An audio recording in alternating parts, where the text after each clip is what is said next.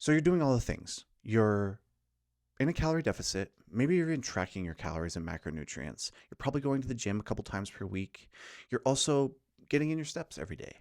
But, right, we're starting to see a plateau in weight loss, or maybe we're actually seeing a slight increase in our overall weight or a weight gain, right? Probably not things we want to have happen, especially if we're putting in some effort and trying to lose some weight.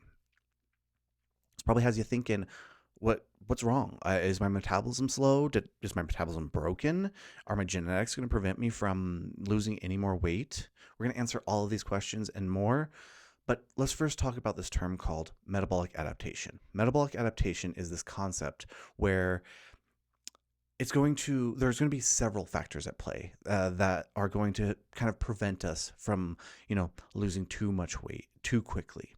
And these mechanisms include changes in appetite regulation, changes in hormones, changes in your ability to be physically active, and changes in your body composition, which all are going to affect your calories in and your calories out, whole situation there.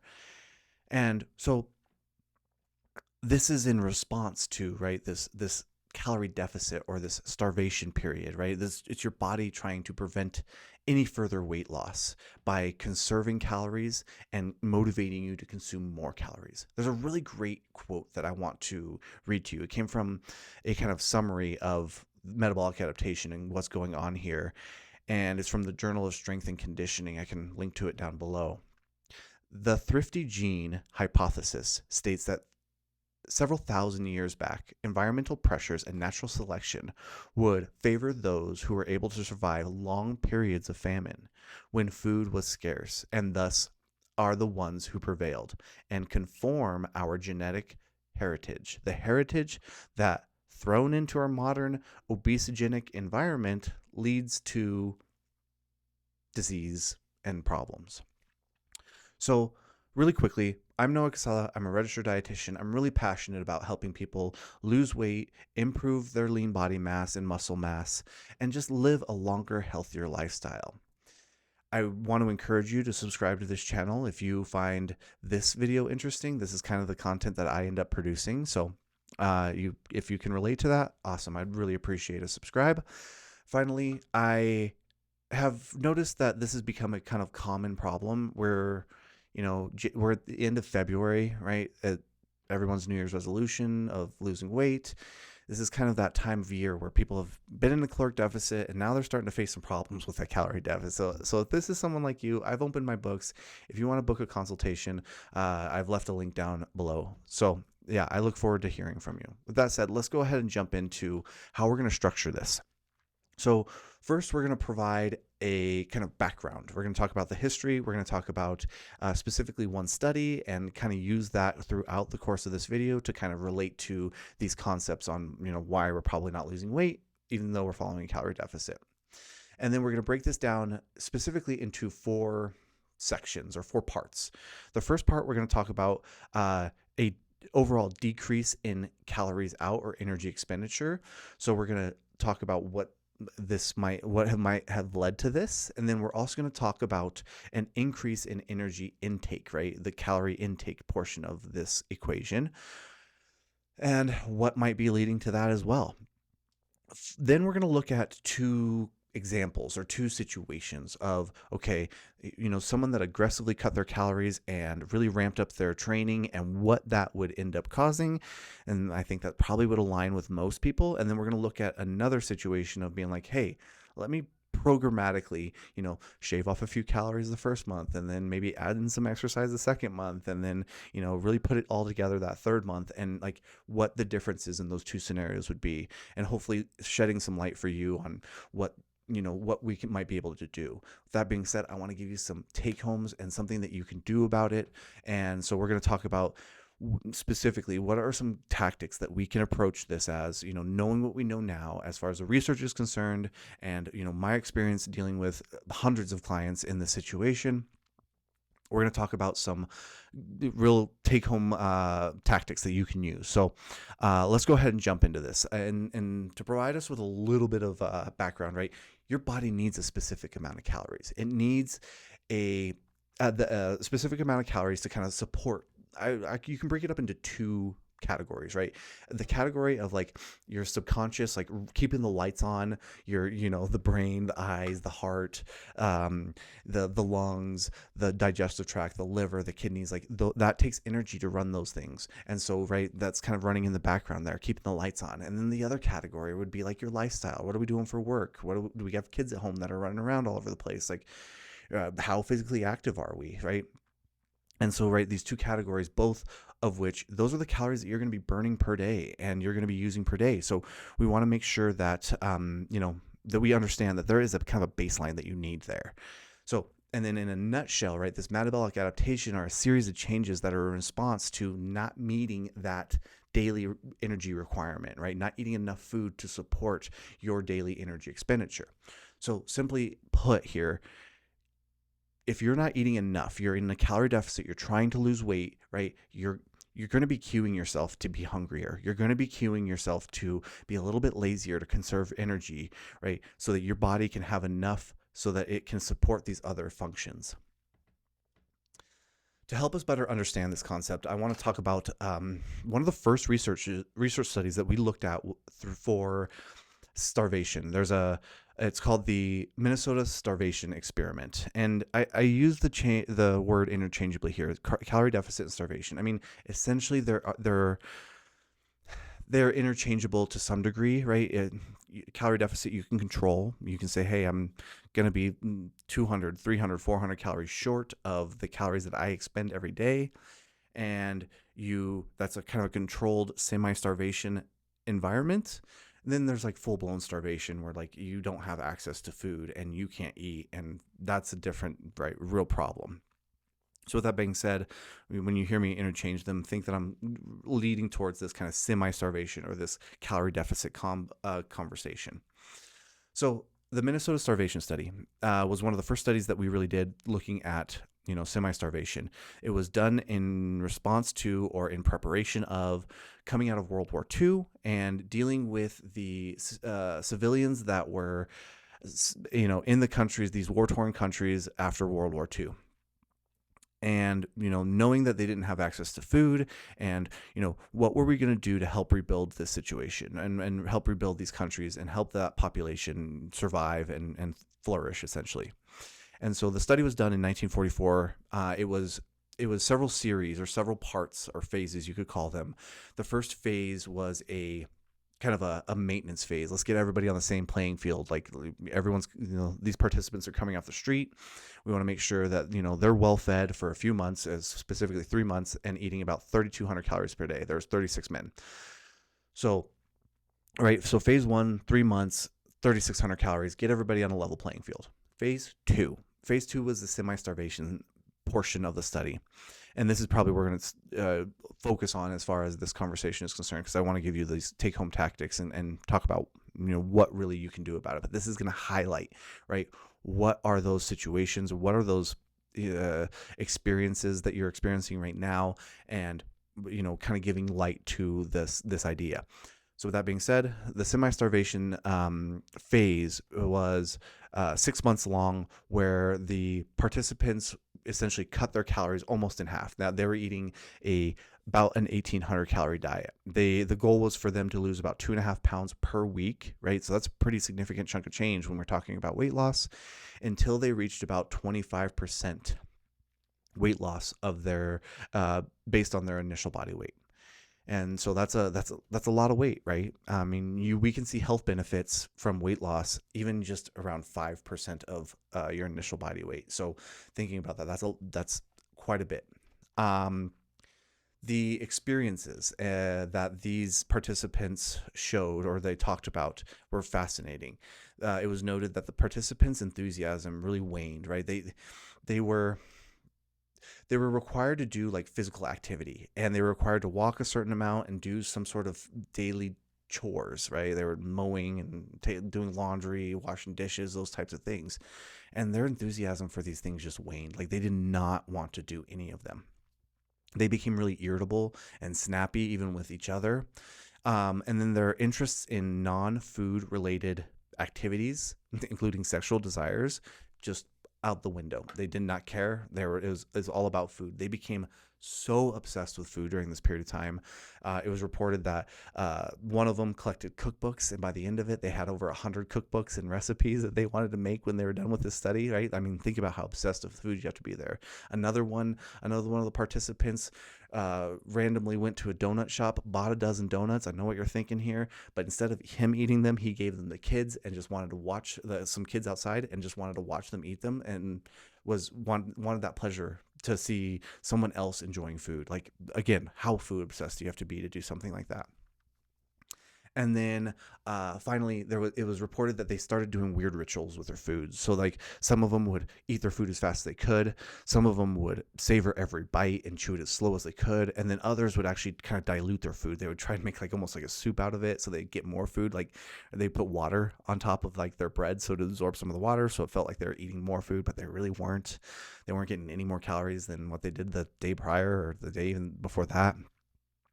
And so, right, these experiences can highlight kind of what's going on here, right? I mean, maybe you've spent several weeks in a calorie deficit and you're just feeling, you know, shoot, why isn't this working anymore? And then you look at it, you're like, I'm really tired. I don't really want to get off the couch. I'm really, like, again, these people didn't want to go for their walks. They didn't want to do their daily activities. I'm really hungry all the time. Like, I really want food. I really want to eat something. And it's like these participants were obsessed, right? Collecting cookbooks, watching other people eat food, and creating weird rituals with their food. And so you can see how this is how this would have a huge impact on our ability to maintain staying in a environment where we're not getting enough food, right? It would be really difficult. And so let's go ahead and jump into part one, right? Part one of this is specifically talking about the calories out.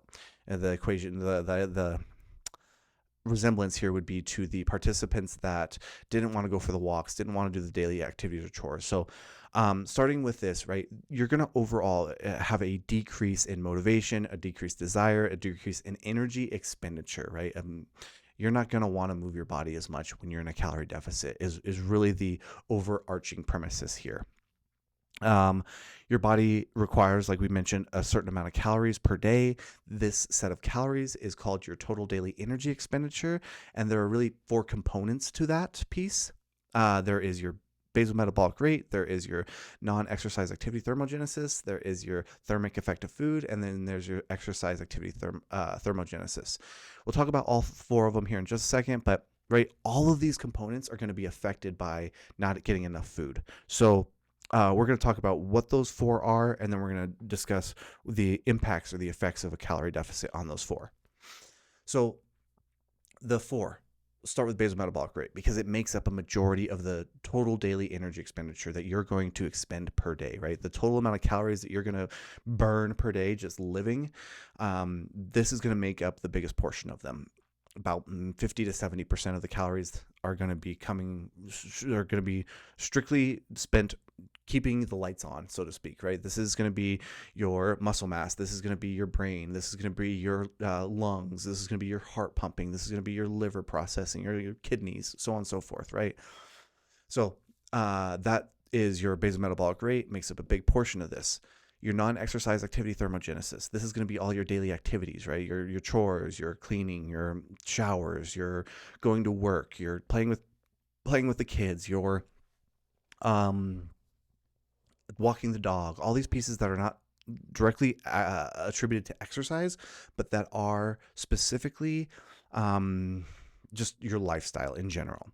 Then the next category is your thermic effect of food. Your thermic effect of food is the calories that it actually costs you to break down the food and partition it off to where you need to go. And so this set of calories, it's about maybe 5 to 15% of the total calories, right? And so if you're eating food, it's getting digested, right? You got to think it's got to go from your mouth. You got to chew it. That's energy. You got to send it down your esophagus. That's energy. You got to send it down your digestive tract. That's energy. You got to poop it out. That's energy, right? These are all components that are going to cost energy. Then finally, you have your exercise activity thermogenesis, right? This is the the component where you're actually like dedicated to like 30 to an hour of exercise, like this is the amount of calories that's going to be partitioned off to that expenditure of calories. So this is only about 5 to 10%, and this is a kind of a here nor there. I don't really like the quote, but abs are made in the kitchen, and you can't outwork a bad diet. Those are two good ideas here because, right, although you might be going and working out for 2 hours, it's only going to burn a handful of calories. You can see even in the little graph here that it's only maybe 5 to 10% of the calories that you're going to burn. So what happens to a calorie deficit, and what happens to these when we're in a calorie deficit? And so looking at this, there are several kind of components here. So let's talk about the basal metabolic rate first, right? Your these are all the calories that are going to your mind, to your heart, to your all the different organs in your body.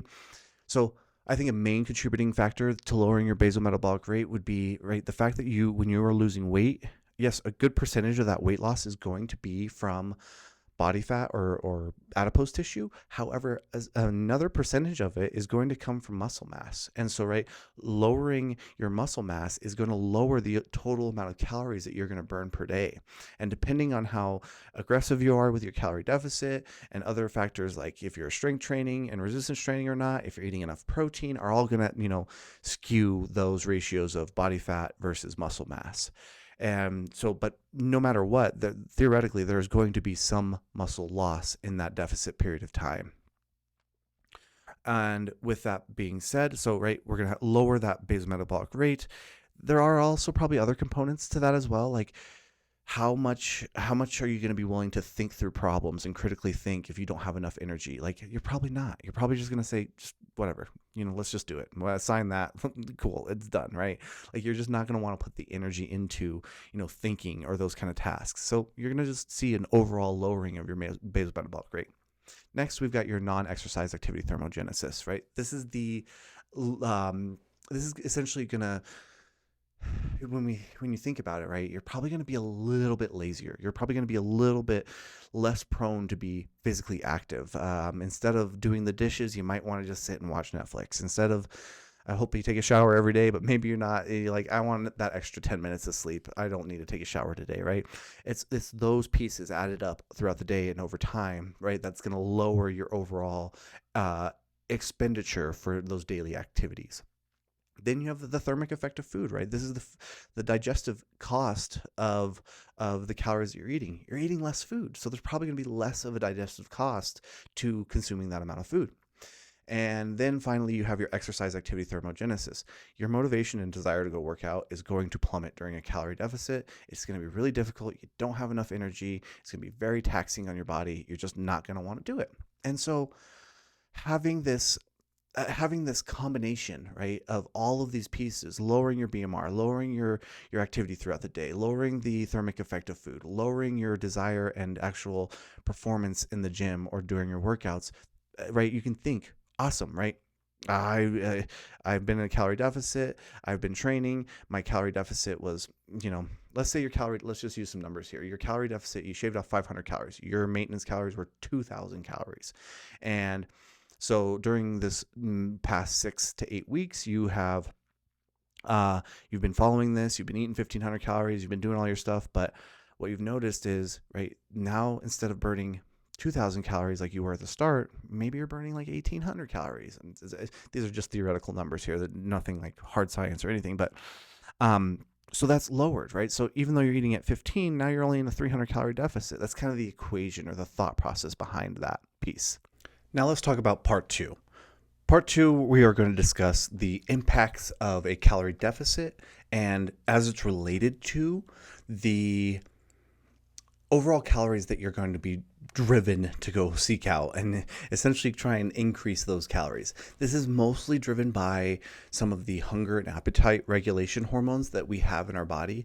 Two in specific, leptin and ghrelin, are both going to shift so that you are more driven to seek out food, in addition to not being as satisfied after you finish a meal, so that, right, you kind of have this combo of, hey, I'm hungrier, I'm never getting that fullness feeling, I'm never getting satisfied, plus, right, I'm always kind of hungry and I'm always not getting enough food. And so the combo of these two are going to be are going to influence us to consume more and more calories and make it really hard to stay in a calorie deficit.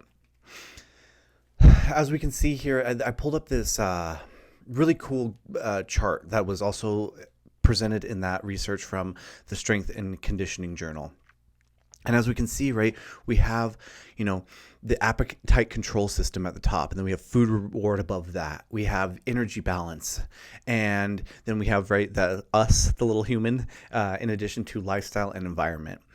So you can see here, right, this energy balance is going to go to two things, right? Your energy intake and your total daily energy expenditure.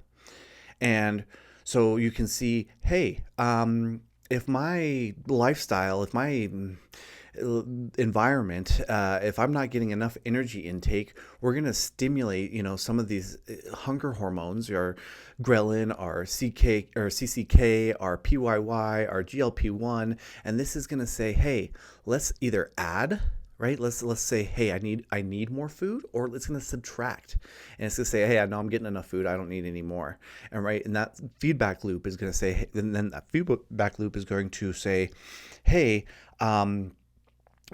brain, go seek out food. Hey, brain, don't go seek out food. I'm satisfied. I'm good. I don't need to worry about that. So it's just a real easy way to kind of look at that and how those are going to impact us here.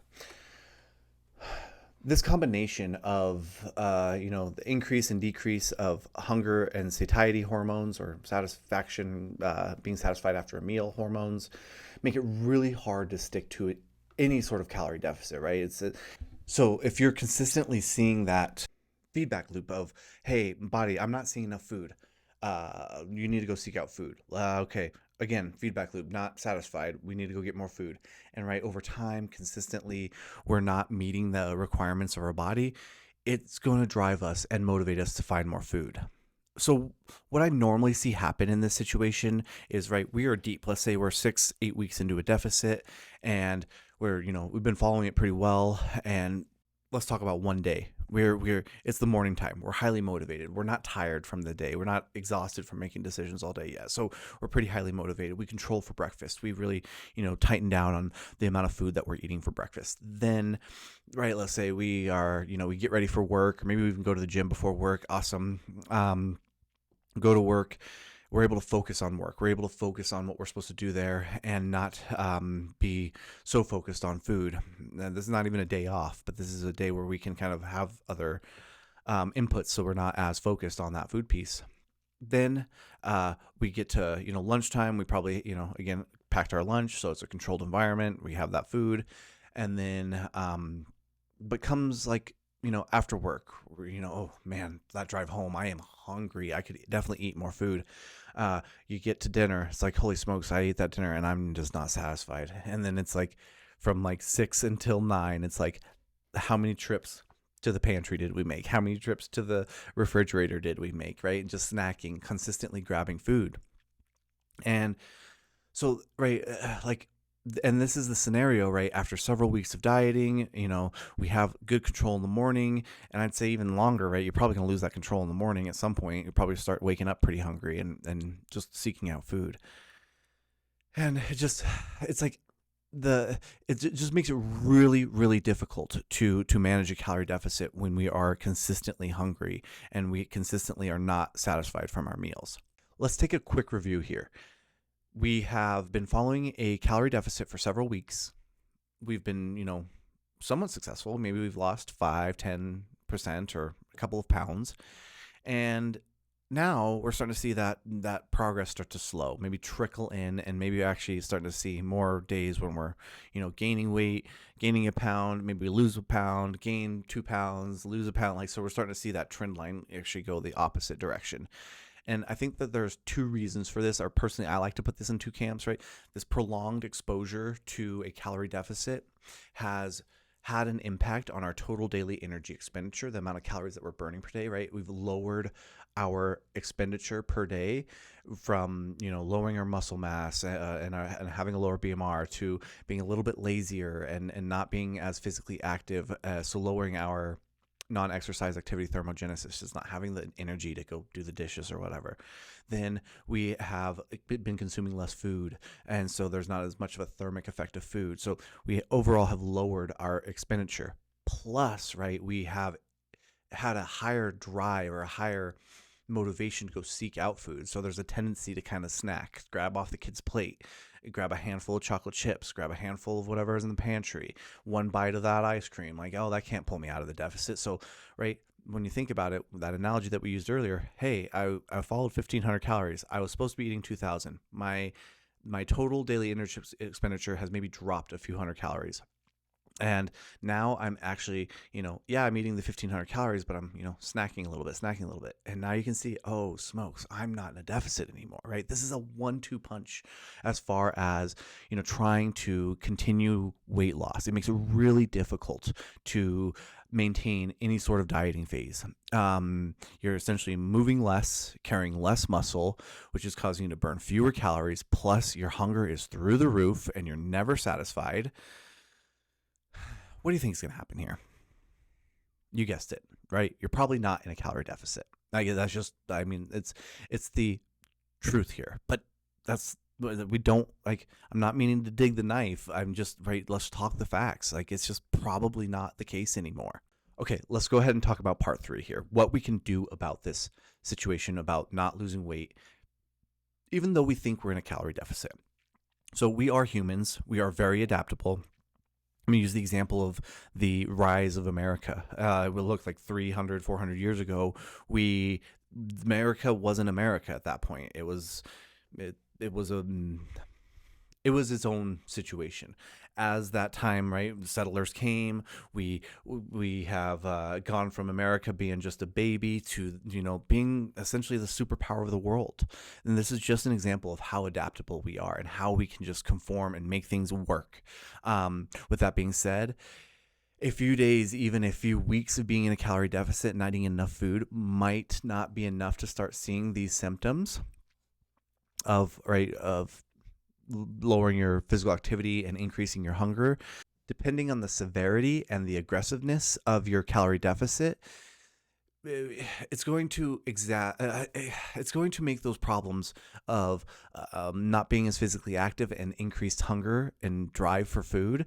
Those are the symptoms we're talking about here, or the causes of a calorie deficit. Depending on the severity of your deficit, of what you've been doing, that's going to make that, time horizon a lot faster or a lot slower for that matter, right? So let's talk about 2 scenarios. The 2 common scenarios that I see, and the most common that I see is, right, I see people making this dramatic modification to their diet and to their lifestyle, right? It's kind of there's I need to lose weight. It's January 1st. I'm going to start working out 5 days a week and I'm going to eat 1,000 calories, right? The very aggressive approach.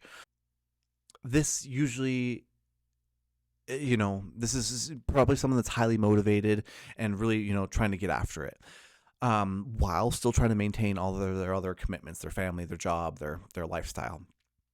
Sure, in the beginning, let's say you started that in January, you're supposed to be eating 2,000 calories, you shaved it down to 1,000, and you started doing cardio 5 days a week.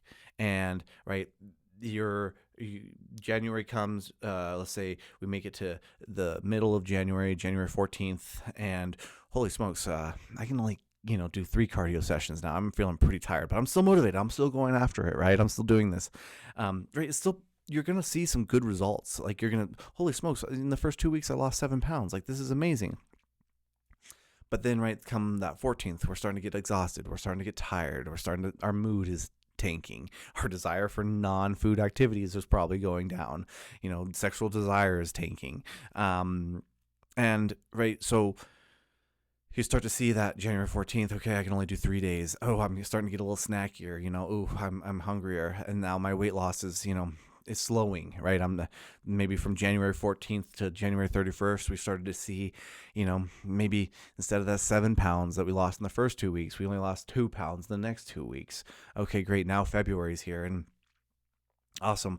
I'm not even going to try and, I'm barely running now. I can't do that anymore. I can't maintain that.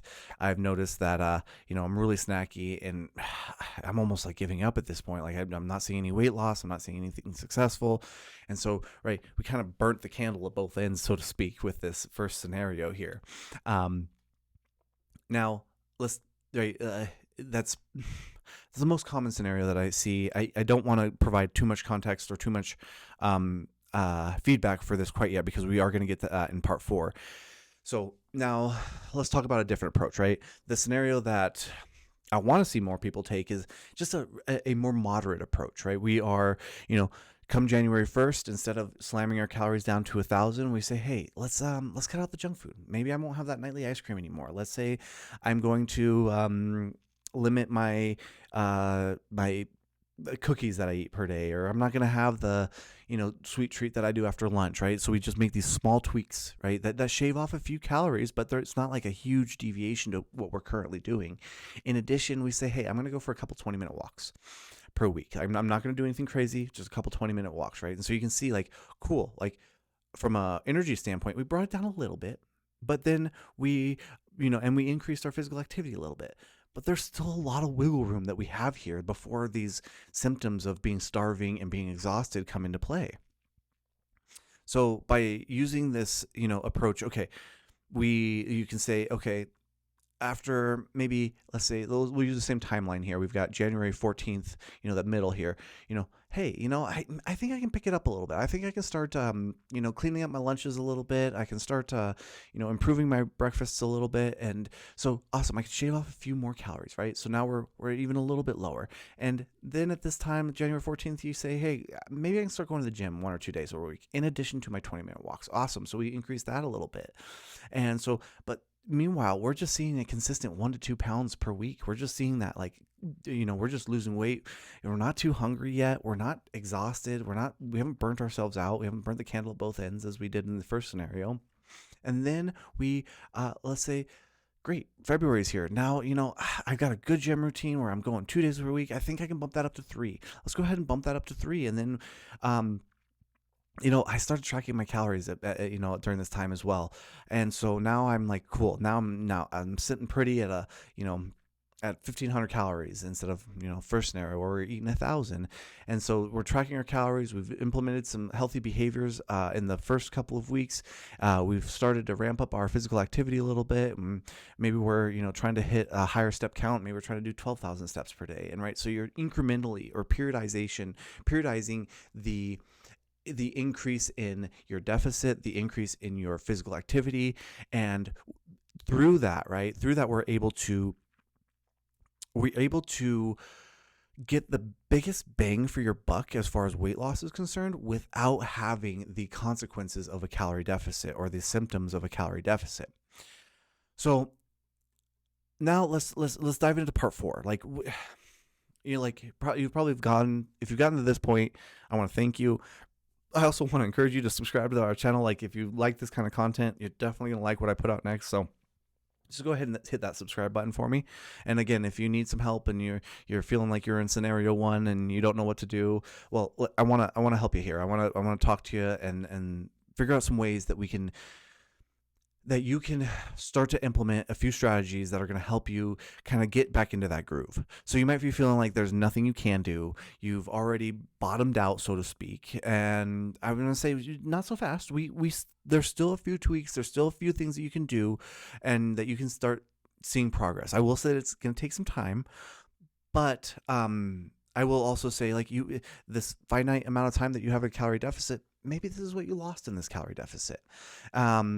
Maybe this is what you are, maybe this is where you need to be. You need to take a pause. You need to go back to the drawing board, hit the brakes and say, hey, let me eat a maintenance. Let me try and improve some of my eating habits.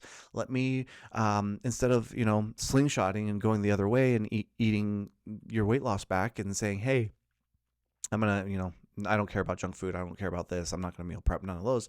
Maybe you say, hey, no, I'm going to do that this round and I'm going to get ready and prep myself for another dieting phase. That might be one component, but the first one that I really want you to take into consideration is just improving your diet adherence.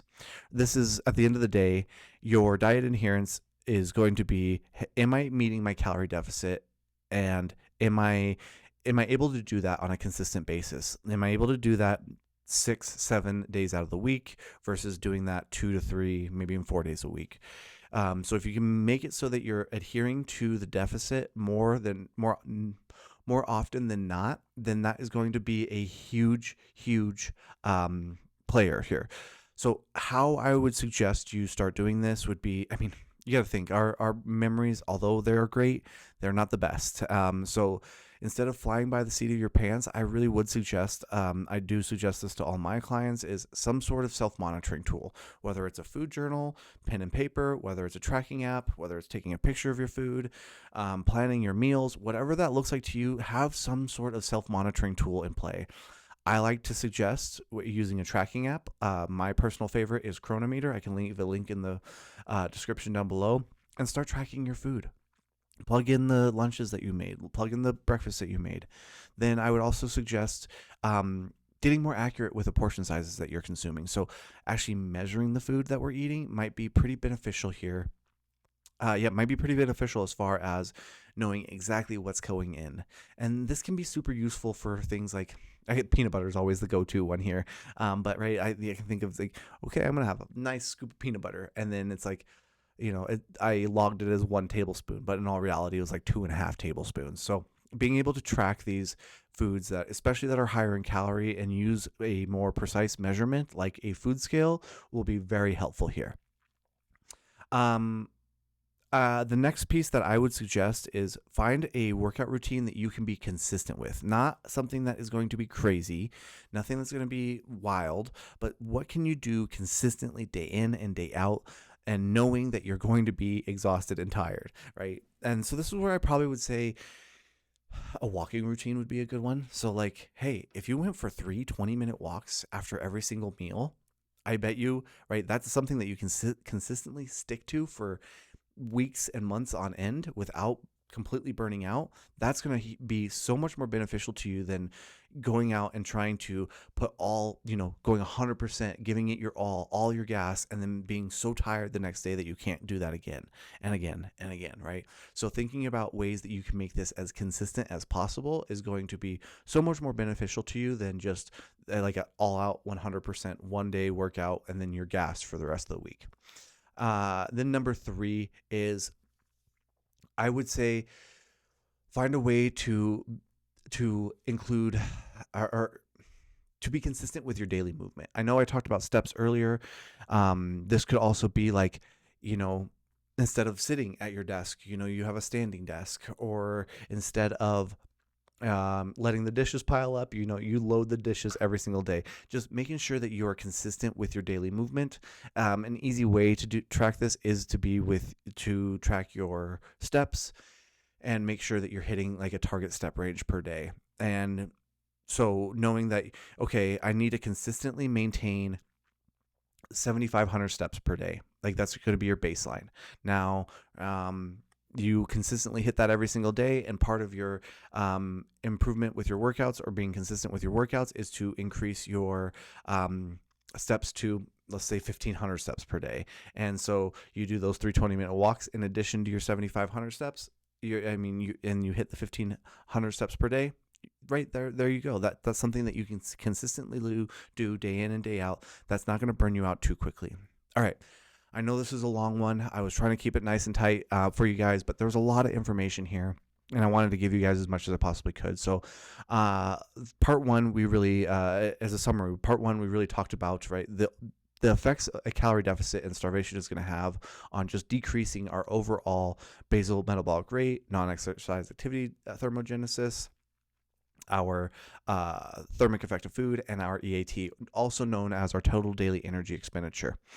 And so we know that that's a component here. The other part was, or part 2 was the drive or the increase in calorie intake, right? The snacking off the kid's plate, the going to the cupboard at night, and what might happen there. We went through 2 scenarios, like what happens when somebody is super aggressive right out the gate, and probably what's going to happen out of that, to maybe a more moderate approach to a weight loss phase. We then talked about 3 tactics that you can use, right? Being more diligent about your diet and maintaining some consistency around your diet, also some consistency around your workouts and your daily movement patterns. So, right, if you can find ways that are going to be manageable for you that you can actually do, but you can do day in and day out, that's going to be so much more beneficial to you than this kind of all out 100% sprint that you may have tried to do in the get-go, but got you to this point where you can't lose weight anymore. So with that being said, let's wrap it up here. Again, I'm Noah Casala. If you want any help, I've left a link in the description. If you also want anything else, I mean, feel free to reach out to me. I'm happy. Leave a comment. I would love to hear from you guys. And finally, if you like this kind of content, you got to this point, I highly suggest you subscribing to the channel. I'm sure you'll enjoy the next video I put out. So until next time, thanks for watching.